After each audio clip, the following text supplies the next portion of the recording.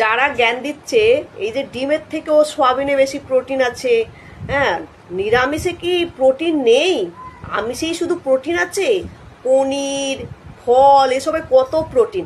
যারা একদম পুরো লিস্ট দিয়ে দিচ্ছে কিসে কিসে কিসে প্রোটিন আছে, তাদেরকেই বলছি, তারা কি বাড়িতে বাচ্চাদেরকে মাছ, মাংস, ডিম দিয়ে ভাত খাওয়ায় না?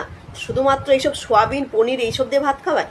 যারা নিরামিষ ভোজি তাদের কথা আমি বলছি না, তারা আমিষই খায় না, তাদের কথা কি বলবো।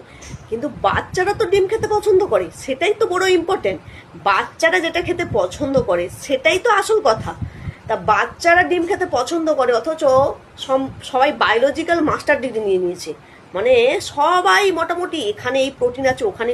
কথায় আছে না, বাঙালি মাছে ভাতে, মাছে ভাতে, ডিমে ভাতে। সেই জায়গায় হঠাৎ করে মানলাম যে ইসকন খুব ভালো ভালো সংস্থা এবং ইসকনে খাবার দাবারের কোয়ালিটি অনেক ভালো, কিন্তু ইসকন তো ডিম দেবে না, তারা তো আমিষ জাতীয় খাবার দেবে না। কিন্তু আমরা বাঙালিরা আমিষ খেতে তো বেশিই ভালোবাসি। হ্যাঁ, স্কুলে মাছ মাংস হয়তো হয় না, কিন্তু ডিমটা হতো। তৃণমূল সরকার একটা ডিম দিত, এবারে সরকার এসে সেটা দুটো ডিম দিক, সপ্তাহে 2 দিন দিক, তাতে বাচ্চাদের খুব ভালোই হবে উল্টে। এবং যদি ইসকন না দেয় তাহলে অন্য এজেন্সিকে দিক, যাতে ডিম দেওয়ার ব্যবস্থা করে, তাহলে তো বাচ্চাদের খুবই ভালো হবে। অনেকে আবার বলছে স্কুলে কি শুধু খেতে যায়? হ্যাঁ, ওই ডিম খাওয়ার জন্য স্কুল যাবে? বলছি না, স্কুল পড়ার জন্যই যায়, সেটা সবাই জানে। কিন্তু ছোট ছোট বাচ্চারা প্রান্তিক গ্রামে তারা এটার জন্যও যায় যে হ্যাঁ, স্কুলের সাথে সাথে আমি কিছু খেতেও পাবো। আর সেটা যদি একটু ভালো মন্দ হয় তাতে তো সবারই ভালো, মানে বাচ্চাটা তো আরো বেশি খুশি হয়। এটাই হচ্ছে কথা। কেউ কেউ বলছে সিপিআইএম এর সময় কি এই ছিল? সিপিআইএম এর সময় কিছুই ছিল না, সেটা সবাই জানে। তার আগে স্কুলই ছিল না। হ্যাঁ, তার আগে মানুষ জামা কাপড়ও পরতো না। তা সেসব তুলনা করে কি হবে? তৃণমূল আমলে জল ডাল দিয়েছে, এই দিয়েছে, সেই দিয়েছে, আমরা স্কুলে গিয়ে এই খেয়েছি, ওই খেয়েছি।